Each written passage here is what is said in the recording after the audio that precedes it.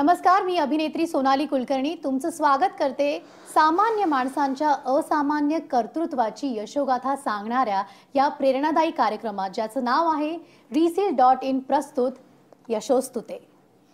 तर मंडळी, नेहमीच्या एव्हरग्रीन ट्रेंड अनुसार मुलं एका चौकटीत राहून शिक्षण घेऊन चांगल्या पगाराची नोकरी घेतली की समाधानी राहतात। पण हे समीकरणही मोडून काढणारी काही मंडळी आहे। अशाच ध्येयवादी तरुणापैकी एक म्हणजे हर्षल शिंदे यांच्याशी आज आपण संवाद साधणार आहोत। अर्थात बांधकाम क्षेत्र आणि सहकार्य क्षेत्रात आपली स्वतःची एक वेगळी छाप त्यांनी उमटवलेली आहेच, पण त्याच बरोबरीने अगदी कमी तरुण वयात समाजाशी असलेली आपली कृतज्ञता याची जाणीव ठेवून समाजकार्यात देखील एक मोठं काम केलंय। स्वागत करूया हर्षल शिंदे यांचं, पण त्याआधी पाहूयात त्यांच्या कार्याचा आढावा घेणारी ही चित्रफीत।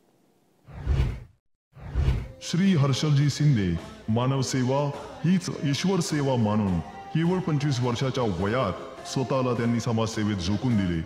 2014 साली त्यांनी हर्ष फाउंडेशनची स्थापना केली। तन मन आणि धन सगळे समाजसेवेच्या कार्यात बहाल केले। वयाच्या 25व्या वर्षी त्यांनी महाराष्ट्राच्या तब्बल 19 जिल्ह्यात हर्ष फाउंडेशनचे मोठे नेटवर्क उभे केले। सामाजिक क्षेत्रात क्रांती केल्यावर त्यांनी पुढे बांधकाम आणि सहकार क्षेत्रात यशाची एक नवी उंची गाठली। सामाजिक आणि व्यावसायिक क्षेत्रात हर्षलजींनी राबवलेल्या क्रांतिकारी मोहिमेला reseal.in चा सलाम। तर आपल्या सोबत आहेत हर्षल विश्वास शिंदे। स्वागत आहे। नमस्कार हर्षल, समाजाशी असलेली बांधिलकी तू कशी ओळखलीस आणि कुठून ती प्रेरणा मिळाली सुरुवात करायची? आपण सर्व या राष्ट्राचे समाजाचे अपरहुणी आहोत। या समाजाचं राष्ट्राचं आपल्या सर्वांवरती बरेच असे उपकार आहेत आणि या उपकाराची परतफेड करण्याचं आपल्याला उत्तरदायित्व असतं। लहानपणापासूनच घरामध्ये आई वडिलांचं मी पाहत आलो, वडिलांनी स्वतःला समाजासाठी झोकून दिलं होतं। मला आठवतंय, लहानपणी मला वडिलांचा फारसा पुरेसा वेळ मिळत नव्हता। रात्रीच्या 2-2 वाजेपर्यंत ते समाजासाठी आपला वेळ देत होते। आई ही इतरांसाठी काहीतरी परोपकाराचं कार्य करावं, इतरांचं वाईट तर नक्कीच करू नये, होईल तितकं चांगलं करावं, ही प्रेरणा लहानपणातून मिळत गेली। ही संस्कार, हे बाळकडू जे आहेत ते लहानपणातच मिळत गेले आणि मग भविष्यात सहकारी मित्र असतील, बाकी नातेवाईक असतील यांच्याकडून आणि जो प्रवाहात मी गेलो त्या प्रवाहात मग ही प्रेरणा अजून वृद्धिंगत होत गेली। तर थोडक्यात याच वातावरणात तुम्ही वाढलेले आहात, त्यामुळे ती उपजतच तुमच्या संस्कारांमधून घडलेली गोष्ट आहे। फारच मला असं वाटतं की सोपं असतं जेव्हा आपल्या घरात असे सोपास्कार आपल्यावर होतात, पण तेवढ्यापुरतं न राहता तुम्ही इंजिनियर आहात, एवढं उच्च शिक्षणही घेतलंय आणि मातीशी असलेली नाळ सुद्धा सोडलेली नाही आणि समाजासाठी स्वतःला झोकून दिलं। याबद्दल पुढे जाऊन परिवाराकडनं, कुटुंबाकडनं साथ कशी मिळत गेली? नुसती प्रेरणा नाही तर? तुम्ही अगदी बरोबर म्हटलात की इंजिनिअरिंग झालं, इंजिनिअरिंग नंतर MBAचं शिक्षण घेतलं। इतर तरुणांसारखं देशामध्ये विदेशामध्ये जाऊन नोकरी करण्याचा, व्यवसाय करण्याचा मानस होता, परंतु त्याच सोबत समाजाची असलेली बांधिलकी किंवा जी गावाकडची माती, गावाकडची माणसं, जी नाळ आपली जुडलेली असते ती खुणावत होती, त्या दिशेने वाटचाल होत होती। तर व्यवसायात निश्चितपणे प्रगती केली, व्यवसायामध्येही लक्ष दिलं। आपण पुढे जेव्हा समाजकार्यात पडतो तेव्हा परिवाराची साथ देखील लागते। ती कशी मिळाली ते मला जाणून घ्यायचंय, पण त्याचबरोबरीने मला लोकांना सांगायला आवडेल की हे इंजिनियर आहेत, उच्च शिक्षण घेऊन त्यांच्या कारकिर्दीत खूप मोठं काम करतात, पण तरीही मातीशी जी जोडली गेलेली नाळ आहे ती अजूनही त्यांनी सोडलेली नाहीये। तुमची स्वतःची हर्ष फाउंडेशन म्हणून एक संस्था आहे, त्यामध्ये कशा प्रकारे काम चालतं? हर्ष फाउंडेशन ही एक सामाजिक संस्था आहे, NGO आहे। मी जसं आत्ताच सांगितलं की हॉस्टेलमध्ये असताना विविध क्षेत्रातील मुलं एकत्रित आम्ही शिक्षण घेत होतो, त्यामुळे सर्व मैत्री फार घट्ट होती आणि 2014 साली माझ्या नवी मुंबईतील सहकारी मित्रांसोबत की दिवाळीला वगैरे अनाथ आश्रमामध्ये, वृद्धाश्रमामध्ये मदत करायची, अशी हर्ष फाउंडेशनची सुरुवात झाली। आणि हे मित्र, हे सहकारी मध्ये कार्य पसरत गेलं। आज सांगायला आनंद वाटतोय की महाराष्ट्रातील 19 जिल्ह्यांमध्ये हर्ष फाउंडेशनचं काम यशस्वी पद्धतीने चालू आहे। 19 जिल्ह्यांमध्ये हर्ष फाउंडेशनच्या माध्यमातून आपण हर्ष प्रस्थापित करण्यास यशस्वी राहतोय। यात मला 7,000हून अधिक व्हॉलंटियर्सचं सहकार्य मिळालं, जे माझे सहकारी मित्र आहेत। आणि हर्ष फाउंडेशन कुठल्याच देणगीदारांकडून, कुठल्या संस्थेकडून एकही रुपयाचं डोनेशन घेत नाही. आम्हीच आमचं जे काही अर्निंग होतं, जे काही आमचं उत्पन्न आहे, त्यातील काही हिस्सा आम्ही समाजासाठी देतो आणि त्या माध्यमातून मग तरुणांसाठी असेल, शिबिर करायचे असतील, विद्यार्थ्यांसाठी शैक्षणिक दत्तक योजना आपण राबवतो, त्यानंतर गरजूंना आर्थिक मदत करणे असेल, हॉस्पिटल्स, अशा विविध प्रकृती माध्यमातून आपण त्या ठिकाणी समाजसेवा करण्याचा आपला हा प्रयत्न, हा मानस आहे. तुम्ही आता शैक्षणिक जबाबदारीबद्दल बोललात. मला त्यालाच लागून हा प्रश्न विचारायचा आहे की कशा पद्धतीने तुम्ही ही जबाबदारी पार पाडताय? 2018 मध्ये तुम्हाला आठवत असेल, अजय देवकर या 10वीतील विद्यार्थ्याने 95% मार्क मिळून सुद्धा 4,000 रुपये फी भरायला नसल्यामुळे, वडिलांची परिस्थिती नसल्यामुळे त्यांनी दुर्दैवाने आत्महत्या केली. ज्यावेळी ही बातमी टीव्हीवरती, प्रसारमाध्यमांमध्ये पाहिली, त्यावेळी मनाला चटका लावून देणारी ही बातमी फार मनविचलित करून गेली. त्यावेळी निश्चय असा केला, तात्काळ साताऱ्यामध्ये पत्रकार परिषद घेतली आणि सर्व माझ्या सहकार्यांना, सर्व मित्रांना आवाहन केलं की इथून पुढे आपल्या संपर्कात येणाऱ्या कुठल्याच विद्यार्थ्यांनी, कुठल्याच गरजूंनी अशी आत्महत्या करू नये. आणि त्यावेळी 2018 साली आपण हर्ष फाउंडेशन शैक्षणिक दत्तक योजना सुरू केली, ज्या माध्यमातून सांगायला आनंद वाटतो, अभिमान वाटतो की आज जवळपास 100हून अधिक विद्यार्थ्यांना आपण दत्तक घेतलेलं आहे. त्यांचा संपूर्ण शिक्षणाचा खर्च हा हर्ष फाउंडेशनच्या माध्यमातून होतो. त्यातील काही विद्यार्थी हे आता मेडिकलला शिक्षण प्राप्त करतायत, काही जण इंजिनिअरिंग करतायत. मला आठवते 2019 साली ज्यावेळी आपण 18 मध्ये दत्तक घेतली, त्यातील काही मुलं 10वीत पास झाली आणि माझं वय त्यावेळी साधारणतः 22-23 असेल. तर वडिलांनी मस्करीत म्हटले की बाबा अभिनंदन, तुझी मुलं 10वी पण पास झाली. सो अशा पद्धतीचं हे शैक्षणिक एक पाठबळ देण्याचं एक मोठा भाऊ म्हणून त्या ठिकाणी एक जबाबदारी, कारण की जबाबदारी घ्यायला आवडते. आज समाजामध्ये ज्यांनी ज्यांनी जबाबदारी घेतलेली आहे ती ना कुठेतरी महान होता आलेलं आहे. छत्रपती शिवाजी महाराज असतील, डॉक्टर बाबासाहेब आंबेडकर असतील, फार हे त्यांना तशी गरज नव्हती समाजासाठी करायची, परंतु त्यांनी जबाबदारी घेतली आणि जबाबदारी घेऊनच माणसं मोठी होतात, यशस्वी होतात. हे लहानपणापासूनच तसे संस्कार मिळाल्यामुळे मग शैक्षणिक माध्यमातूनही तशा पद्धतीनं एक मदतीचा हात देण्याचा प्रयत्न चालू आहे. वा, मला असं वाटतं की शिक्षण क्षेत्र असेल किंवा तुम्ही म्हणालात की दिवाळी असेल किंवा कुठल्याही फेस्टिवल्सना लोकांपर्यंत पोहोचून मदत करता यावी, हा जो तुमचा हेतू आहे तोच तुम्हाला या समाजकारणात पुढे नेतोय. पण समजा जर का जबाबदारी मोठ्या पदावर जाऊन सांभाळण्याची संधी मिळाली, जर का नेतृत्व करण्याची संधी मिळाली, तर काय बदल नेमकं तुम्हाला असं वाटतं की घडला पाहिजे किंवा तुम्ही घडवायचा प्रयत्न कराल? अरे बापरे, निश्चित स्वरूपामध्ये मी आता युवा वर्गात आहे आणि आपण सर्वजण जाणतो की भारतात सगळ्यात जास्त युवा शक्ती आहे आणि कुठल्याही देशाची प्रगती त्यावेळी चांगल्या पद्धतीने होऊ शकते ज्यावेळी तिकडची युवा शक्ती कार्यरत राहील. बिलकुल. आणि असं हे होत असताना समाजासाठी काहीतरी करावं हे तर होत आलेलंच आहे. त्याच माध्यमातून ह्या युवा पिढीला एकत्र घेऊन मग माझ्या जिल्ह्यातील, माझ्या भागातील विद्यार्थी असतील, तरुण असतील, जे पदवीधर आहेत, ज्यांना आज नोकरी मिळत नाही, आपण पाहतोय की भारतात रोजगाराचा, नोकरीचा खूप मोठा प्रश्न आहे. अशांसाठी रोजगार उपलब्ध करून द्यायचा, अशांना नोकरी प्रदान करायची, यासाठी भरीव त्या ठिकाणी काम करण्याचा मानस आहे. तशा पद्धतीने काम चालू आहे. आतापर्यंत 2000हून अधिक तरुणांना रोजगार उपलब्ध करून दिला. काहींना व्यवसाय करायचा असेल स्वतःचा तर त्यांना त्या ठिकाणी अर्थसहाय्य करून व्यवसायासाठी प्रोत्साहन दिलं. सो अशा पद्धतीनं तरुण पिढी जर समजा आपली हे झाली, जर भविष्यात बळकट झाली, स्वतःच्या पायावर उभी राहिली, योग्य मार्गदर्शन मिळालं. पण एक अशी गोष्ट की ही मी जर उद्या चीफ मिनिस्टर झालो तर बदलीन. फार लहान आहे या गोष्ट, मुख्यमंत्री पदाची जबाबदारी तशी फार मोठी आहे. हेच बदलायला आवडेल की जे छत्रपती शिवाजी महाराजांच्या स्वप्नातील महाराष्ट्र होता, जो शाहू फुले आंबेडकरांच्या स्वप्नातील महाराष्ट्र होता, त्या महाराष्ट्राला घडवूच्या पद्धतीनं त्या महाराष्ट्राला सत्यात उतरवण्यासाठी जे काही करता येईल ते निश्चित स्वरूपात करेल. आणि मला वाटतं की त्यासाठी मुख्यमंत्री व्हायची गरज नाहीये. प्रत्येक व्यक्ती आपापल्या परीने ते करू शकते आणि हाच तुमचा जो एक मानस आहे तो अशाच पद्धतीने सुरू राहू देत. त्याच बरोबरीने मला आता वळायचं आहे तुमच्या व्यवसायाच्या दिशेने थोडंसं. त्यातही तुम्ही उजवे आहात, समाजकार्य तर करताच आहात, पण व्यवसायाबद्दल काय सांगाल? समाजकार्य करायचं असेल तर निश्चित स्वरूपात व्यवसाय किंवा तुम्ही त्या ठिकाणी आर्थिक सक्षम असणं गरजेचं आहे. अर्थात नाहीतर घरातच हे नाही आणि आपण पैशाचं सोंग नाही करता येत. हा कुठल्याही गोष्टीचं सोंग करता येतं, पैशांचं सोंग करता येत नाही. आणि त्यासाठी शिक्षण घेतलं, इंजिनिअरिंग झालं, MBA झालं. त्यासोबत वडिलांचा आधीपासूनच व्यवसाय, बांधकाम व्यवसायात होतो. आमचे हॉटेल्स होते महाबळेश्वर, गोवामध्ये.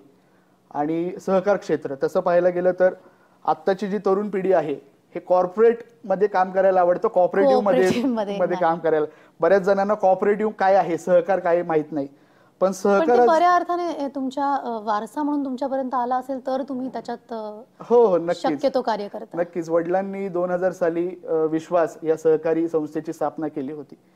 आणि सहकाराचा जो मूल मंत्र आहे की एकमेकांना सहाय्य करू अवघे धरू सुपंत, ह्या माध्यमातून चालताना अत्यंत आनंद होतो. तळागाळातील ज्या काही महिला भगिनी असतील ज्यांना खरंच गरज आहे आर्थिक स्वरूपाची, त्यांना आर्थिक मदत करता येते, त्यांना पाठबळ देता येतं. आणि हे जो वर्ग आहे हा अत्यंत प्रामाणिक वर्ग आहे. त्यासोबत बांधकाम व्यवसायामध्ये पण काय नाविन्य आणता येईल, कशा पद्धतीने ग्राहकांना चांगल्यातले चांगली सुविधा प्रदान करता येईल. आणि माझ्यासाठी वडिलांचं हाच होता की माझं शिक्षण झाल्यानंतर मला तसं लगेचच गावी जायची इच्छा नव्हती. माझं गाव सातारा जिल्ह्यातील आहे, परंतु सातारा जिल्ह्यात नवीन 500 करोडचा प्रोजेक्ट सुरू केला. आपला महाबळेश्वर रोडला डीमार्टच्या समोर 1000 घरांचा गृह प्रकल्प सुरू झाला. आणि ती एक मोठी जबाबदारी आली. आणि जबाबदारी अंगावरती पडल्यानंतर त्याला पार पाडणं हे आधीपासूनच असं हे राहिल्यामुळे ती व्यावसायिक जबाबदारी पण यशस्वीरित्या पार पाडली जाते. आज ठाण्यामध्ये, पनवेलमध्ये, कर्जतमध्ये, वाईमध्ये, साताऱ्यामध्ये गृह प्रकल्प सुरू आहे. सहकार क्षेत्रातलं जरी सांगायला गेलं तर महाराष्ट्रात 20हून जास्त आपल्या शाखा आहेत. इतर व्यवसायांमध्ये सुद्धा चांगल्या पद्धतीने प्रगती होते. आणि हे त्यावेळी होऊ शकतं ज्यावेळी समजा तुमचं ध्येय निश्चित असेल की तुम्हाला कुठे पोहोचायचंय. आणि असं म्हटलं जातं की जर समजा तुमचा हेतू चांगला असेल तर ईश्वर पण तुम्हाला चांगल्या पद्धतीने यश देत असतो, तुम्हाला पाठबळ देत असतो. निश्चित स्वरूपात माझ्या सामाजिक कार्यासाठी या व्यवसायाची पण हातभार लाभतोय, मदत होतीये. बिलकुल. मला असं वाटतं की तुम्ही त्या काही तरुणांपैकी आहात ज्यांना व्यवसायाचा आणि समाजकार्याचा वारसा मिळालेला आहे. पण तो वारसा पुढे कसा न्यावा, तो कसा सुरू ठेवावा हे आपल्यावरती असतं. आणि त्यासाठी तुमचं विशेष कौतुक. तर पुढचा प्रश्न म्हणजे आपल्या कामाबद्दल झालेलं कौतुक. अर्थात अनेक पुरस्कारांनी तुम्हाला सन्मानित केलं गेलं आहे, पण राष्ट्रपती पुरस्कारासाठी देखील तुमची निवड झाली आहे. तर याबद्दल तुम्हाला काय वाटतंय? ज्यावेळी ही बातमी समजली की राष्ट्रपती पुरस्कारासाठी आपली निवड झाली, खरं तर कार्य करत असताना असा कुठलाच मनामध्ये हेतू नव्हता की पुरस्कारांनी सन्मानित व्हावं किंवा एक समाजाप्रतीची ओढ, समाजाप्रतीची बांधिलकी, उत्तरदायित्व म्हणून हे कार्य सुरू केलं होतं. निश्चित स्वरूपात प्रत्येक पुरस्कार हे अधिक ऊर्जा देत असतं, अजून एक सकारात्मकता प्रदान करत असतं. आणि ज्यावेळी हा भारत सरकारचा राष्ट्रपती पुरस्काराचं पत्र ज्यावेळी प्राप्त झालं तर निश्चित स्वरूपात आनंद झाला. थोडंसं एक अर्धा तास माझे मित्र सहकारी सोबत होते, त्यांना मला खरं वाटत नव्हतं की हे खरं आहे का. पण त्यासोबतच प्रत्येक पुरस्कारानंतर आनंद होतो, समाधान वाटतं. पण त्यासोबत त्याहून जास्त काही होत असेल तर ती जबाबदारीची जाणीव वाढते की आता जबाबदारी अजून वाढली. आणि निश्चित स्वरूपात पुरस्कार हे प्रेरणा देतात, आशीर्वाद देतात. आणि जनसामान्यांचे आशीर्वाद मिळत गेले तर एक अजून हुरूप येतो. एवढंच शेवटी सांगेन की विश्वास तुमचा पाठीशी, ध्यास विकासाचा उराशी, प्रगतीच्या या क्षणांचे साक्षीदार तुम्ही बना आणि पाठी वाट ठेवून फक्त लढ म्हणा, फक्त लढ म्हणा. वाह, क्या बात है. तुम्ही बाकीच्या सगळ्या गोष्टी उत्तम करतच आहात, करत राहालच, याबद्दल मला अजिबात शंका नाहीये. हर्षल यांनी आपल्या कामातून, आपल्या समाजकार्यातून फक्त व्यवसाय नाही तर पाण्यापासून शिक्षणापर्यंत अनेक तुम्ही हे सगळे जे काही प्रॉब्लेम्स आहेत ते सॉल्व्ह करण्याचा प्रयत्न करताय. आणि असंच करत राहा, लोकांच्या आयुष्यात हर्ष आणत राहा, अशीच मी तुम्हाला मनापासून शुभेच्छा व्यक्त करते. तुम्ही पाहत राहा सर्वसामान्य माणसांची असामान्य यशोगाथा मांडणारा प्रेरणादायी कार्यक्रम ज्याचं नाव आहे reseal.in प्रस्तुत यशोस्तुते. मंडळी, आपल्या सखोल शिक्षणाचा अभ्यास फक्त आरोग्य क्षेत्रापुरतं मर्यादित न ठेवता ग्रामीण विकासाकडे वळून आरोग्य, कल्याण, रोजगार, शिक्षण आणि शेती यांना समृद्ध दृष्टिकोनातून आणि काळाची गरज ओळखून ग्रामीण परिवर्तनाच्या वाटेवर नेऊन ग्रामीण युवकांना प्रोत्साहन दिले असे डॉक्टर कन्हैया कदम आज आपल्यासोबत आहेत थेट नांदेडहून. त्यांच्याशी गप्पा मारूच यात, पण त्याआधी बघूयात त्यांच्या कार्याचा आढावा घेणारी ही एक चित्रफीत. आयुर्वेद महाविद्यालयातून BAMS पदवी मिळवत डॉक्टर कन्हैया कदम यांनी आपले वैद्यकीय शिक्षण पूर्ण केले. पुढे त्यांनी SPSSS या संस्थेची स्थापना केली. त्यांनी स्वतः स्वदेशी औषध प्रणाली विकसित करत 50,000हून अधिक उपेक्षित रुग्णांवर मोफत उपचार केले. सोरायसिस आणि इतर त्वचेच्या आजारांनी ग्रस्त झालेल्या 8,000हून अधिक पीडित रुग्णांना उपचार दिले. वैद्यकीय सेवेसोबतच स्वतःला समाजकार्यात झोकून देणारे हे निष्काम कर्मयोगी महानतेच्या वाटेवर निघाले आहेत. त्यांना resil.in शुभेच्छा आणि त्यांच्या या कार्याला resil.in सलाम. बापरे सर, तुमचं काम चित्रफितीतनं आम्ही पाहिलं आणि ते त्याच्याबद्दल खरं तर काय बोलावं, वाखाणण्याजोगं आहेच आहे, पण हॅट्स ऑफ. या कार्याकडे आपण वळू, पण त्याच्या आधी मला जाणून घ्यायचं की स्वदेशी औषध प्रणाली ही वैशिष्ट्यपूर्ण तुमची जी संकल्पना आहे त्याबद्दल थोडक्यात तुम्ही काय सांगाल? मॅडम, हजारो वर्षांची ज्ञान परंपरा, त्यासोबतच आधुनिक वैज्ञानिक शास्त्राचं थोडंसं त्याला असलेली जोड आणि त्याचं प्रॅक्टिकल इम्प्लिमेंटेशन हे काय करू शकतं. म्हणजे आज एक कॉमन ट्रेंड असतो, आपण शिक्षण घेतलं, मी कुठेतरी परदेशी जातोय, तिथं जॉब आला, ऑफर आली, तो सोडला आणि मी परत येऊन आपल्या भारतात परत काम करतोय. एवढ्यापुरतं मर्यादित नाही आहे. आज भारतामध्ये जे काम करत असताना परदेशातली लोक जर आपल्याकडे येऊन या ज्ञानाचा सखोल अभ्यास करतायत आणि त्याचं इम्प्लिमेंटेशन आपल्याला तिकडे दिसते, मग हेच इम्प्लिमेंटेशन जर आपल्याला आपल्या भारतामध्ये दाखवता आलं तर, आणि हेच मार्केट आपल्याला आपल्या भारतामध्ये उभं करता आलं तर, आणि हेच मार्केट जर जिथून मूळ संकल्पना आहे भारताची, म्हणजे भारत हा शेतीप्रधान देश आहे, मग त्या शेतामध्येच जर मार्केट उभं करता आलं तर हे मार्केट उभं करायचं एक छोटंसं R&D प्रोजेक्ट जो म्हणूत आपण, त्याच्यानंतर पायलट आणि नंतर कमर्शियल. R&D प्रोजेक्ट हा गेली 12 वर्ष चालवतोय. आता त्याचं स्वरूप पायलट प्रोजेक्ट मध्ये आलंय आणि याचं आता थोडंसं जे विस्तृत स्वरूप जे आहे ते 16 कंट्रीजमध्ये आपण याच कन्सेप्टला पुढे नेतोय. 12 वर्ष झाली. 12 वर्ष झालीत. सर, मधुमेहासारखा जो जागतिक आजार आहे, आपली उत्क्रांती कुठली? मधुमेह आजार हा पूर्णपणे ठीक न होणारा आजार, हीच कुठं ना कुठे ॲलोपॅथ शास्त्राने आपल्याला बिंबवलेली गोष्ट. पण आयुर्वेदाचा जर अभ्यास केला आपण आणि लिटरेचर, बेसिक लिटरेचर जर पाहिलं तर मधुमेहाला 20 म्हणजे त्याला डिफरन्शियल डायग्नोसिस म्हणतो आपण टेक्निकल टर्ममध्ये, 20 प्रकारामध्ये त्याच्यात सांगितलं गेलेलं आहे. कफज प्रमेह 10 प्रकार, पित्तज प्रमेह 6 प्रकार आणि वातज प्रमेह 4 प्रकार. कफज प्रमेय हा सरळ सरळ कफज साध्य म्हणून सांगितलेला आहे आणि पित्तज प्रमेय जो आहे 6 प्रकारचा प्रमेय तो थोडासा कष्टाने साध्य पण साध्य होऊ शकतो, साध्य होतो, आणि 4 प्रकारचा आहे तो असाध्य. मग हे डिफरन्शियल डायग्नोसिस, हे पॅरामीटर आपल्या शास्त्राचेच पॅरामीटर आपल्याला लावावे लागतील आणि ते सगळे पॅरामीटर्स मी ज्यावेळेस लावतोय आणि गेले 12 वर्षात पाहतोय, आतापर्यंत जवळपास 5,000 पेशंट्स हे कम्प्लिटली डायबिटीजमधून रिव्हर्सल नाही तर मी सरळ सांगतो औषधमुक्त जीवन जगतायत ते. क्या बात आहे.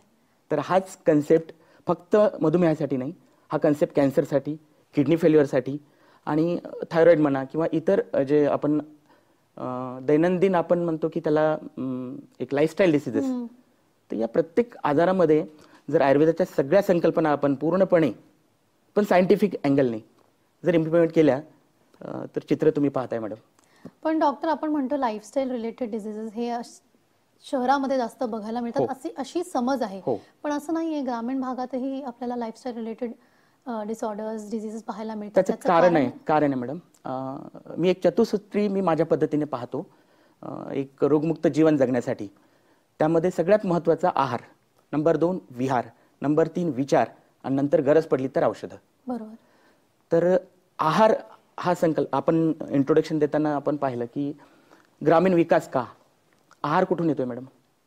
शेतांमधनं ग्रामीण भागांमधनं तो आहार किंवा ती जी काही आपल्याकडे येणारी प्लेट आहे ती प्लेटच जर मेडिसिन असेल तर म्हणजे आपल्याला आपण जो काही आहार घेतोय याचंही कुठं ना कुठं शास्त्रीय अवलोकन करणं आणि त्या अँगलने आपल्या म्हणजे आहारालाच जर औषध म्हणून आपण कन्व्हर्ट केलं, जी मूळ संकल्पना होती.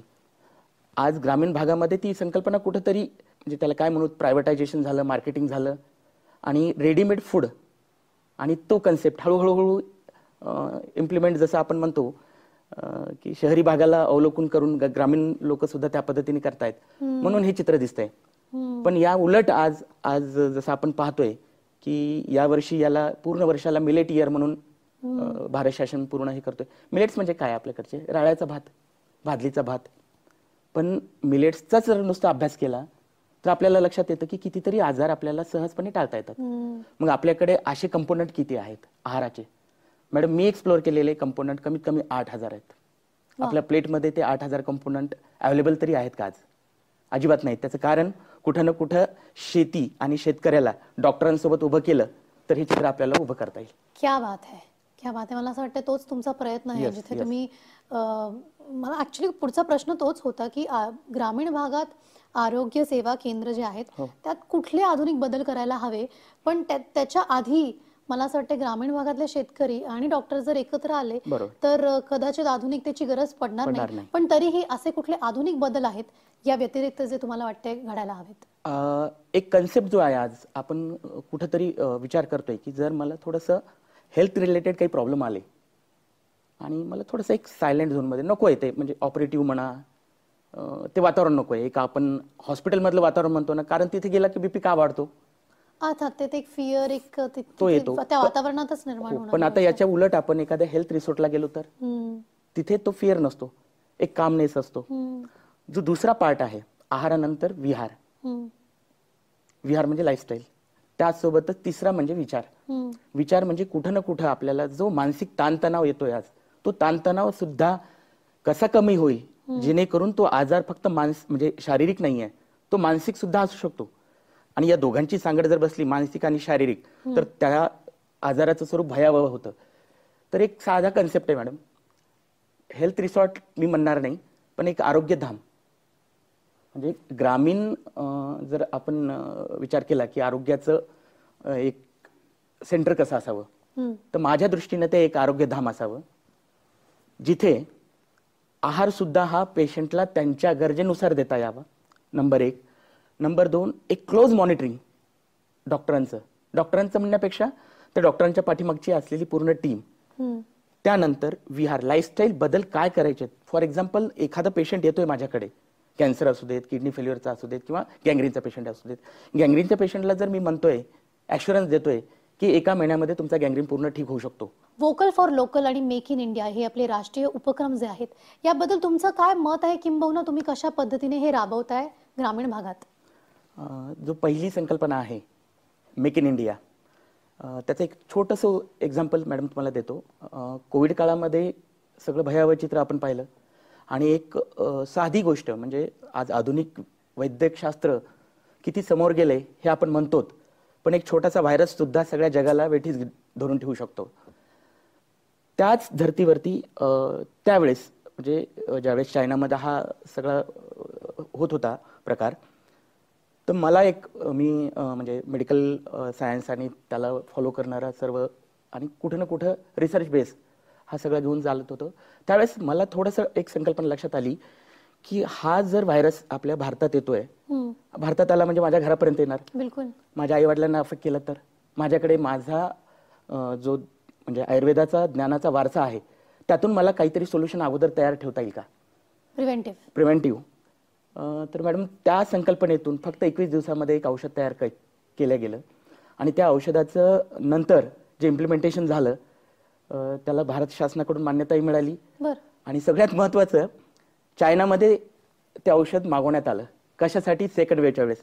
आणि सेकंड वेव्हच्या वेळेस 1 महिना ज्यावेळेस मी एक क्षण सुद्धा एक फोन सुद्धा रिसीव्ह करू शकत नव्हतो, अशा वेळेस दररोज किमान 2 लाख बॉटलची ऑर्डर ही चायनामधून येत होती. काय सांगताय? याला म्हणतात मेक इन इंडिया. वा.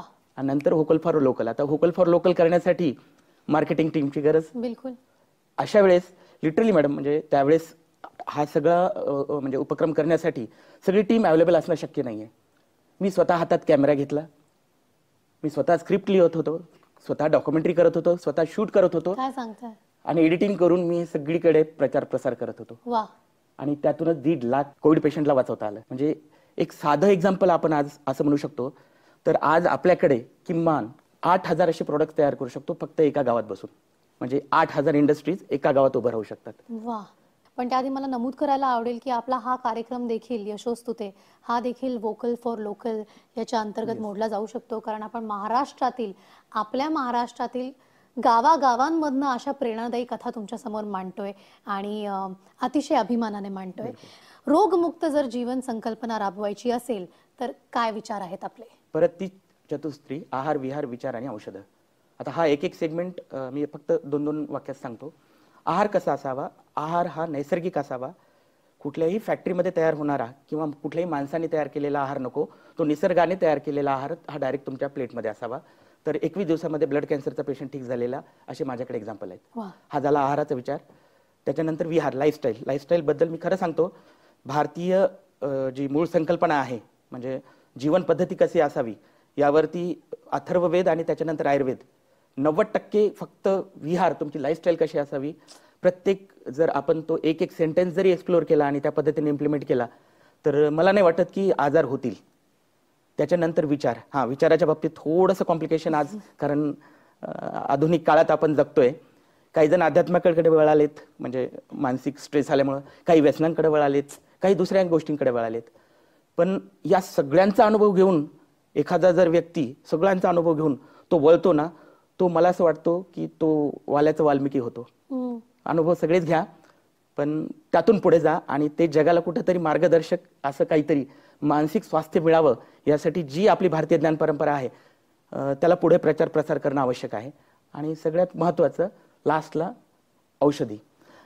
खरं सांगू के हर्बलच्या माध्यमातून आतापर्यंत एक 27 प्रोप्रायटरी प्रोडक्ट्स, 8 पेटेंट आणि प्रोप्रायटरी प्रोडक्ट्स आणि आता जवळपास 300 प्रोडक्ट घेऊन येतोय. आणि ही सगळी प्रोडक्ट्स अगदी स्टँडर्डाइज, रिसर्च बेस, एक एक प्रोडक्ट हा क्लिनिकली टेस्टेड असा समोर आणतोय ज्याच्यामध्ये 10 वर्ष तो क्लिनिकली टेस्टमधून पेशंटला दिल्यानंतर त्याचे आलेले रिझल्ट आणि लिगॅलिटी सगळी कंप्लीट करून तो प्रोडक्ट मी समोर आणलेले आहेत. तर असे जवळपास 300 प्रोडक्ट्स के हर्बलच्या माध्यमातून मी घेऊन येतोय. अर्थाके असू द्या, लिपॅक असू द्या, अश्मॅट असू द्या, त्याच्यानंतर डायस्टा, इम्युके, अर्शिके. जे हे थांबणार नाही कारण ते आमचं काम आहे. पण आहार, विहार, विचार याच्यामध्ये मात्र सगळ्यांचाच सहभाग असणं आवश्यक आहे. बिलकुल. आणि त्या 3 गोष्टींकडे जर का तुम्ही लक्ष दिलं तर औषधींची गरज पडणार नाही. पण आपण डॉक्टर कन्हैया कदम यांच्याकडनं जाणून घेतलं की व्यवसायात मग ते के हर्बल असेल किंवा समाजकार्य आणि ग्रामीण भागात होणारा विकास या सगळ्याच दृष्टिकोनातनं खूप प्रेरणादायी ह्या गप्पा झाल्या. डॉक्टर, तुम्ही आम्हाला इतक्या छान पद्धतीने संक्षिप्त पण सगळ्यांना कळेल असं सगळं एक्सप्लेन केलं, प्रेरणा दिली. आणि सगळ्यात महत्त्वाचं जे मला तुमच्याशी गप्पा मारताना जाणवलं ते म्हणजे तुम्ही जगात कुठेही जा परत तुम्हाला तुमच्या मुळाकडेच यावं लागतं. आणि ती मुळे जर आपण जपली तर जगातला असे कुठलेही प्रश्न नाही आहेत ज्याच्यावरती आपण उपाय शोधू शकत नाही. तर मंडळी, प्रत्येक व्यक्ती प्रामाणिकपणे कार्य करून देशाच्या विकासाला हातभार लावत असतो. पण रुग्णसेवा ही खरी ईश्वर सेवा समजून जो रात्रंदिवस झटतो तो असतो माणसांमधला खरा परमेश्वर. भेटूयात अशाच एका ध्येय वेड्या व्यक्तिमत्वाला पुढच्या भागात. पाहत रहा सर्वसामान्यांच्या कर्तृत्वाची यशोगाथा मांडणारा आपला हा लाडका कार्यक्रम ज्याचं नाव आहे reseal.in प्रस्तुत यशो. स्वागत आहे. मंडळी, जन्म देणे म्हणजे सृजनशीलता ही जरी निसर्गाच्या हातातली गोष्ट असली तरी प्राण वाचवणे हे कौशल्य ज्याच्याकडे असतं ते असतात डॉक्टर्स. म्हणून तर बहुतांश पालकांना वाटतं की त्यांच्या मुलांनी डॉक्टर व्हावं, कारण आपल्या भारतीय संस्कृतीमध्ये परमेश्वर ज्यांना म्हणतात ते असतात डॉक्टर्स. आज भेटूया अशाच माणसांमधल्या एका परमेश्वराला. चिंचवड, पुणे येथील प्रसिद्ध MBBS आणि post graduate in preventive cardiology and diabetology doctor Bhagyesh Kulkarni यांना स्वागत आहे डॉक्टर तुमचं. त्यांच्याशी गप्पा मारण्याआधी पाहूयात त्यांच्या कार्याचा आढावा घेणारी एक चित्रफित. मधुमेहासारख्या दुर्धर आजारावर योग्य मार्गदर्शन करून रुग्णांना चिंतामुक्त करणारे डॉक्टर भाग्येश कुलकर्णी. पुणे शहरातून वैद्यकीय विभागातील उच्चतम पदव्या प्राप्त करून तरुण वयातच मेडिकेज हेल्थ केअर LLP ची स्थापना करत त्यांनी प्रतिबंधात्मक हृदय मधुमेह तज्ज्ञ म्हणून प्रसिद्धी मिळवली. त्यांचा डायबिटीज फ्री फॉरएव्हर प्रोग्राम कमालीचा यशस्वी होत आहे, ज्यामध्ये मधुमेहग्रस्तांना पूर्णपणे बरं करण्याचा हा त्यांचा प्रमुख अजेंडा आहे. त्यांच्या हेल्थ केअरमधून मधुमेहाचे 5,000हून जास्त रुग्ण बरे झाले आहेत. रुग्णांना चिंता व नैराश्यापासून मुक्त करण्यासाठी डॉक्टर भाग्येशजी नेहमी सज्ज असतात. त्यांच्या या कार्याला reseal.in चा सलाम. डॉक्टर, स्पर्धेच्या या युगात स्वतःचं वेगळेपण हे तुम्ही कसं? स्वतःचं वेगळेपण म्हणण्यापेक्षा बेसिकली जेव्हा आपण डॉक्टर होत असतो त्यावेळेला आपण समाजसेवा करायची, आपण खूप लोकांचं भलं करायचं, याच उद्देशाने कुठलाही व्यक्ती डॉक्टर होत असतो. सो पहिल्यापासूनच माझा स्वतःचा स्वभाव होता, I am basically freedom lover. म्हणजे मला फ्रीडम हे माझ्या आयुष्यात मला सगळ्यात परमप्रिय आहे. स्वातंत्र्य सगळ्याच बाबतीमध्ये. सो माझा मानस होता की मला काहीतरी वेगळं करायचं आहे, पण काय वेगळं करायचं आहे हे मला समजायला माझं एज्युकेशन झाल्यानंतर 5 ते 6 वर्ष लागली. त्यावेळी खूप सारे डायबिटिक्सचे पेशंट्स यायचे. ते म्हणायचे, डॉक्टर तुम्ही प्रिव्हेन्शनवर खूप बोलताय, पण या आजारातनं मुक्त होण्याचा काही मार्ग आहे का? आपल्याला गोळ्या घ्याव्या लागतात, औषध घ्याव्या लागतात. भरपूर प्रश्न यायला लागल्यानंतर माझी थोडी उत्सुकता चाळवली गेली. मी रिसर्चमध्ये पण त्यावेळेला होतो, त्यामुळं इंटरनॅशनल लेवलवरती मी खूप साऱ्या डॉक्टरांचा स्टडी केला. तर मला काही डॉक्टर त्यात सापडले की त्यांनी डायबिटिक रिव्हर्सल केलेलं आहे, गोळ्या औषधांशिवाय त्यांनी हे दिलेली आहे. आणि 2 वर्ष मी त्याचा स्टडी केल्यानंतर मला लक्षात आलं की हे डॉक्टर जर का इंटरनॅशनल लेवलवरती हे काम करू शकतात. Doctor Neil Bernard, doctor Gabriel Cousins, doctor Roy Taylor, खूप सारे डॉक्टर्स त्याच्यामध्ये चांगले, म्हणजे 10,000पेक्षा जास्त लोकांचं त्यांनी रिव्हर्सल केलं होतं. इंटरनॅशनल लेवलवरती हे करू शकतायत, तर आपण भारतामध्ये, आपल्या महाराष्ट्रामध्ये का नाही करायचं? या उद्देशाने मी फ्रीडमवरती काम सुरू केलं. तो माझा निश होता आणि खऱ्या अर्थाने मधुमेहाची मुक्ती काय आहे ही आम्ही लोकांपर्यंत पोहोचवायला सुरू केली. आणि मला ह्याच्यात लक्षात आलं की जर का कुठल्याही आजाराला आपण समजून घेतलं, त्याबद्दल लोकांना ज्ञान दिलं आणि त्या आजाराच्या मूळ कारणावरती जर का काम करायला सुरुवात केली, थोडेसे पेशन्स ठेवले आणि लोकांना आपण जर का योग्य पद्धतीनं गायडन्स दिला, तर मधुमेही किंवा लाईफस्टाईल डिसऑर्डरनी ग्रस्त असलेल्या लोकांना आयुष्यभर गोळी औषध घ्यायची गरज नाही पडत. किती सुंदर उत्तर दिलं तुम्ही. अर्थात तुमच्या या उत्तरामध्ये तुमचा प्रवासही आलेला आहे आणि वेगळेपणही आलंय. पण या सगळ्या प्रवासात संघर्ष तर आलाच असेल, आपल्या सगळ्यांना संघर्षाला सामोरे जावंच लागतं on day to day basis. पण एखादी अविस्मरणीय घटना, प्रसंग असं सांगता येईल? खूप सारे आहेत, पण सगळ्यात मोठा डिसिजन होता की बाबा आता तुम्ही, म्हणजे यू कॅन इमॅजिन की मी जेव्हा हा मार्ग स्वीकारला तर आई वडिलांचं एक स्वप्न होतं डॉक्टर बनवण्यामागं की बाबा माझ्या मुलाने माझं हॉस्पिटल पुढे चालवावं, वारसा चालवावा. परत समाजामध्ये पण असतं, किंवा त्यावेळी माझं लग्न झालं होतं, एक चांगला कॉर्पोरेट जॉब होता आणि मी असा काहीतरी वेगळा मार्ग स्वीकारणार. म्हणजे बिईंग ए MBBS डॉक्टर, तो MBBS डॉक्टर तो जाऊन सांगायला लागलाय की तुम्ही होलिस्टिक मार्ग स्वीकारला पाहिजे, तुम्ही गोळ्या औषधं नाही घेतली पाहिजेत, तुम्ही डाएट वगैरे फॉलो केला पाहिजे, तुम्ही नॅचरोपॅथी वगैरे केली पाहिजे. तर सगळ्यात पहिला जो माझ्यासाठी बिग डिसिजन होता तो how to convince my close ones, माझ्या आई वडिलांना, माझ्या वाईफला, माझ्या फ्रेंड्सना, कारण त्यांच्या दृष्टीनं हा एकदमच प्रवाहाच्या विरुद्ध मार्ग होता. आणि त्यावेळेला एक चांगला एक स्टेबल जॉब होता आणि कुठल्याही यांना वाटतं ना की कशाला तुम्ही स्टॅबिलिटीकडून इकडे इनस्टॅबिलिटीकडे येत आहे. आणि तो कालावधी मला सगळ्यात जास्त टफ केला, कारण तो माझा डिसिजन होता. मला याचं लॉंग टर्म माहित होतं याचे इम्प्लिकेशन्स काय आहेत, पण हे तुम्हाला इतरांना कन्व्हिन्स करणं. आणि त्यावेळेला ज्यावेळेला मी हा डिसिजन घेऊन माझा कॉर्पोरेट जॉब सोडला आणि त्याला तर जे काही ड्रीम्स आपण बघितलेले ते इमिजिएटली होत नाहीत, तो 5 वर्ष 6 वर्षाचा असतो. तर पहिल्या 1-2 वर्षामध्ये इट्स अ नियरली 10%, म्हणजे जे काही इन्कम असायचं, फायनान्शियल जे काही स्टॅबिलिटी होती ती 10% सुद्धा राहिली नव्हती. म्हणजे एका वेळेला अशी परिस्थिती आली की आपण हा मार्ग स्वीकारलाय तो बरोबर आहे का नाही, पण मी त्या मार्गावरून चालत राहिलो. मी म्हटलं नाही, आणि आज त्याचे फ्रूट दिसायला लागलेत. म्हणजे ज्या आईबाबांना किंवा ज्या माझ्या फ्रेंड्सना वाटायचं की काय डॉक्टर भाग्येश कुलकर्णी करतायत, आज त्यांचीच म्हणजे कॉलर ताट आहे. ते म्हणतात की येस, तुम्ही जो मार्ग स्वीकारला तो खूप छान आहे, we are very much proud of you. आणि मी तर म्हणजे माझ्या बाबा सांगली जिल्ह्यात नाव कमावलं, पण तुमचा महाराष्ट्रात आणि पूर्ण भारतामध्ये डायबिटिक रिव्हर्सलचे पायोनियर म्हणून नाव मिळवलेलं आहे. खरंच आम्हाला अभिमान वाटतो. तर तो कालावधी माझ्यासाठी जास्त होता आणि मी तो कालावधी विसरणार नाही, कधीच विसरणार नाही. मला वाटतं त्याच जोरावर तुम्ही इतका मोठा यशस्वी पल्ला गाठलेला आहे. आणि असंही म्हणतात की म्हणजे विश्वास तर तुम्ही आधी तुमच्यावर ठेवायला हवा, मग तुमच्या कुटुंबियांनी तुमच्यावर ठेवावा म्हणून तुम्ही त्यांना कन्व्हिन्स केलं. पण डॉक्टरकी क्षेत्रात मुळातच पेशंट्स तुमच्याकडे येतात विश्वास या नात्यावर, त्यामुळे विश्वास सगळ्यात मोठा फॅक्टर आहे तुमच्या प्रोफेशन मधला. तर अशा वेळेला पेशंट्सचा विश्वास मिळवण्यासाठी काय काळजी तुम्ही घेतली किंवा अजूनही घेताय? म्हणजे खूपच छान आणि खूपच म्हणजे ॲक्च्युली आज उलटं झालेलं आहे. म्हणजे हे आम्हाला डॉक्टरकीमध्ये शिकवलं जातं की बाबा कुठल्याही डॉक्टरचा रोल म्हणजे जेव्हा आम्ही हिपोक्रेटसची ओथ घेतो तर doctor should be counsellor first. He should educate. जर का काउन्सिलिंग करून त्या पेशंटला बरं वाटणार नसेल तर त्यानं कन्सोल केलं पाहिजे, त्याला सिम्पथी एम्पथी दाखवली पाहिजे आणि गरज पडली तर क्युअर केलं पाहिजे, मेडिसिन दिलं पाहिजे.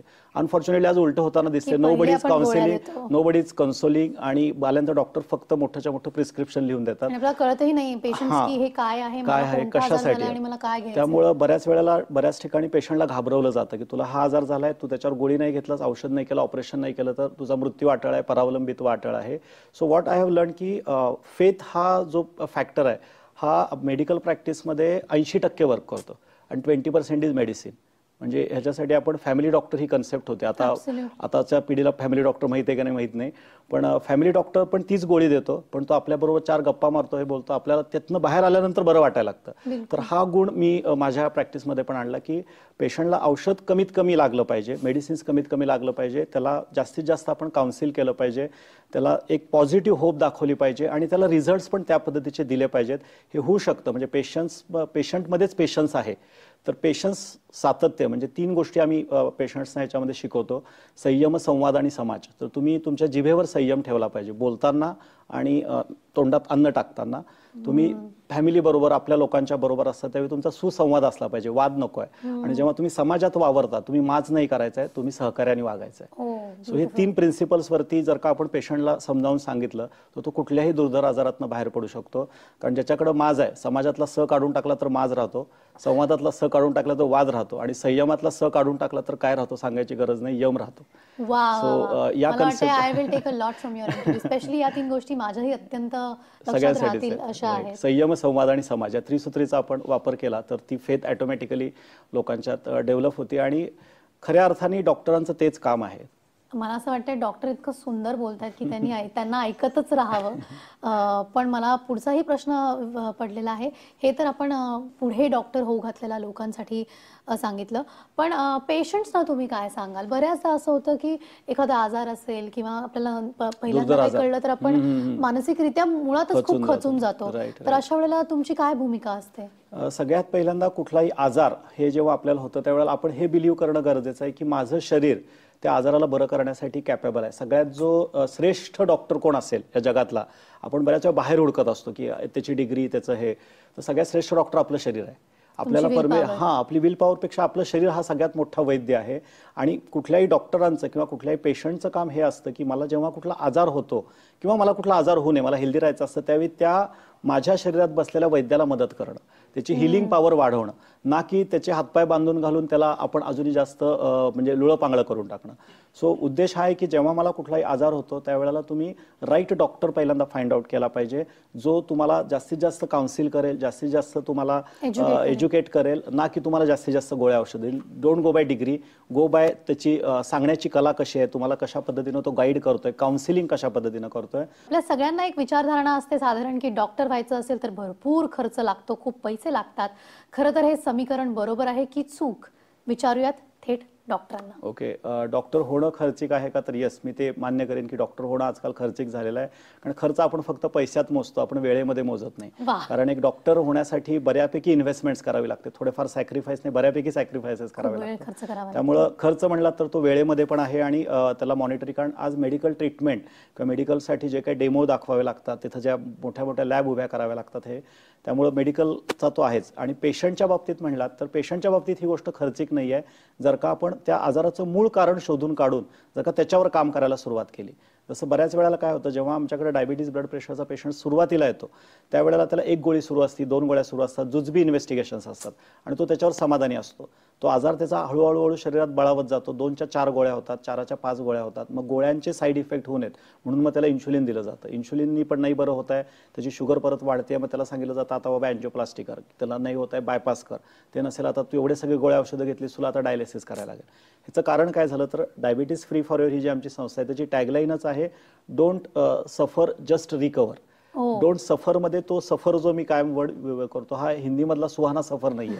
तुम्ही जर का पहिल्यांदा योग्य ठिकाणी काम केलं मूळ कारणावरती, तुमच्या शरीरातली चरबी का वाढते, माझ्या शरीरात शुगर का वाढते, माझ्या घरात सगळेजण गुलाबजाम खात आहेत त्यांना तर गोळी घ्यायला लागत नाहीये, मी तर बापडा गोड बोलायचं पण बंद केलंय, गोड पण खात नाहीये तरी पण माझी शुगर, या का वरती म्हणजे वायनी जर का सुरुवात केली दोघांनी पण, डॉक्टरांनी पण आणि पेशंटनी पण, तर पुढचा होणारा मोठा खर्च, कारण हे आपणच केलेले. आपण पहिल्यांदा म्हणजे काय असतं की बेसिकली डायबिटिक ब्लड प्रेशरचे पेशंट आळशी असतात असं मी म्हणे.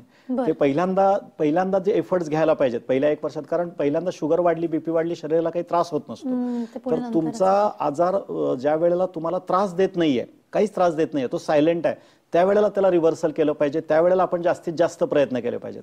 आपल्याकडे लोक व्यायाम कधी करायला लागतात, हार्ट अटॅक आल्यानंतर, किंवा माझी आता शुगर वाढली, वजन. गंमत मला ही वाटते डॉक्टर, आपण जेव्हा वजन वाढलेल्या लोकांना भेटतो तेव्हा म्हणतात की मला पटकन वजन कमी करायचं, पण हे लक्षात येत नाही की वजन पटकन वाढलेलं नाही, 25 वर्षाची तुझी पण हळूहळू वाढले, तर कमी कसं पटकन करायचं. 25 वर्षाचं तुझं कर्म आहे त्याच्यावरती होणार नाही. मिनिमम तुम्ही 10% तरी तेवढा वेळ दिला पाहिजे आणि स्वतःच्या, कारण कसं झालेलं आहे आपण आजकाल म्हणजे पूर्वज आपले होते, पूर्वज पण हे सगळ्या पद्धतीने फॉलो करायचे, आहार पण भरपूर घ्यायचे, पण ते 12 तास 14 तास काम करायचे, ते श्रमजीवी होते. आपण काय झाले, आपण आज बुद्धिजीवी झालोय, पण आपण लाईफस्टाईल त्यांच्यासारखीच फॉलो करतोय. आपण काही दररोज सकाळी लवकर उठून पाणी भरायला जात नाही किंवा हे करत नाही, आपल्याला सगळं घरामध्ये सगळ्या सोयी सुविधा आहेत. सो जर का मी तेवढा श्रम करत नसेल तर मला माझ्या आहारात त्या पद्धतीनं बदल केला पाहिजे, माझ्या जीवनशैलीत त्या पद्धतीनं बदल केला पाहिजे. मला डिसिप्लिनमध्ये, म्हणजे मगाशी जो मी बोलला संयम, हा फार महत्त्वाचा वर्ड याच्यामध्ये येतो. तर डिसिप्लिन लाईफ जगण्यासाठी एफर्ट्स घ्यावे लागतात, आनंदी राहण्यासाठी प्रयत्न करावे लागतात. माझ्या आयुष्यामध्ये जर का मला काही प्राप्त करायचं आहे तर थोडंसं बाकी जगापेक्षा मला लवकर उठायला लागेल, माझ्या व्यस्त शेड्यूलमधनं मला वेळ काढायला लागेल. आणि हे फार मोठी प्रोसेस नाही आहे. म्हणजे जर का तुम्ही फोकस 90 डेज एफर्ट्स घेतले तर 90 दिवसात बॉडी तुम्हाला खूप चांगला रिस्पॉन्ड करायला लागते आणि तुमचं ट्रान्सफॉर्मेशन होतं. सो हे तुमच्याकडे आहे की बाबा मला 90 दिवस फोकस्ड एफर्ट करायचे आहेत, माझ्या आजारावर मूळ कारणावर काम करायचं आहे आणि मला आजारमुक्त व्हायचं आहे. तर त्याचा खर्च एका बाजूला जर का मी घेतला आणि माझ्या 20 वर्ष मला डायबिटीसला पोसायचं आहे, असं म्हणतात की एक डायबिटीस व्यक्ती वर्षाला 25,000 रुपये डायबिटीसला पोचण्यासाठी खर्च करतो. म्हणजे माझ्याकडे येतात त्यांना मी ते कॅल्क्युलेशन समजावून सांगतो. त्या पेशंट जाऊन प्रश्न असतो की डॉक्टर आम्हाला वाटतं की हे महाग आहे म्हणे. मी त्यांना म्हणतो किती वर्ष डायबिटीस आहे बाबा तुला? तो म्हणतो मला 10 वर्ष. तू काढ बाबा खर्च. तो सांगतो त्याला ऑलरेडी 5 लाख रुपये त्यानं खर्च केलेला असतो. तुला अजून किती वर्ष जगायचं आहे? तो म्हणतो 80 वर्षापर्यंत. काढ म्हणतो पुढच्या 30 वर्षाचा. तो 7 ते 8 लाख रुपये डायबिटीसला पोसण्याचा, म्हणजे कॉम्प्लिकेशन नाही झालं तर, चुकून जरी एखादं कॉम्प्लिकेशन झालं तर तो तर वेगळा हे राहतो. त्याच्या अगेन्स्ट आम्ही जी मधुमेहमुक्ती लोकांना प्रदान करतो ती फक्त 20,000 to 22,000 वार्षिक, इयरली. म्हणजे आमच्या ह्याच्यामध्ये आम्ही सांगतो की तुम्ही मिल्क आणि मिल्क प्रोडक्ट्स काही कालावधीसाठी अवॉइड करायचे आहेत. तर जर का 400 डेजची ही ट्रीटमेंट प्रणाली आहे की ज्याच्यात त्यांचं डायबिटिक रिव्हर्स होतं, तर त्यांना म्हणतो तुमच्या दुधाची जी सकाळी पिशवी येते ती 56 to 58 रुपीजची असती, ती तुम्ही 1 वर्ष सोडायची आहे आणि तेवढ्या प्राइसमध्ये तुम्हाला आजारमुक्ती किंवा तुम्हाला निरोगी आयुष्य आम्ही प्रदान करू शकतो. क्या बात आहे. मला वाटतं डॉक्टरांनी इतकं छान सगळं एक्सप्लेन केलंय. मला नाही वाटत की अशी कुठलीही कारणं असू शकतात जी तुमच्या लाईफस्टाईलला परत एकदा योग्य रुळावर आणण्यासाठी तुम्हाला इन्स्पायर करेल. मला वाटतंय की खरं तर डॉक्टरांना ऐकतच राहावं, एक वेगळा टॉक शो सुरू करावा त्यांच्याबरोबर, मोटिवेशनल टॉक शो. पण तुर्तास या एपिसोडमध्ये इथेच थांबायची वेळ झाली आहे. जाता जाता मी एवढंच सांगेन तुम्हा सगळ्यांना, डॉक्टरांनी जो मार्ग आपल्याला सांगितलाय, परोपकार, संयम, संवाद आणि समाज आणि परोपकारी व्हायला पाहिजे. तुम्ही पहिल्यांदा ग्रॅटिट्यूड, समाधान आणि मग होणारा आनंद. तर या वाटेवरती जाण्यासाठी तुम्हाला सगळ्यांना एवढंच सांगेन की तुमच्या समोर आहे, कसं त्या मार्गावर चालायचं हे तुम्ही ठरवा. या भागामध्ये आता इथेच थांबायची वेळ झाली आहे. भेटूया पुढे अशाच एका प्रेरणादायी व्यक्तिमत्वाला. तोपर्यंत तुम्ही पाहत राहा सर्वसामान्य माणसांची असामान्य यशोगाथा सांगणारा प्रेरणादायी कार्यक्रम, ज्याचं नाव आहे reseal.in प्रस्तुत यशोस्तुते.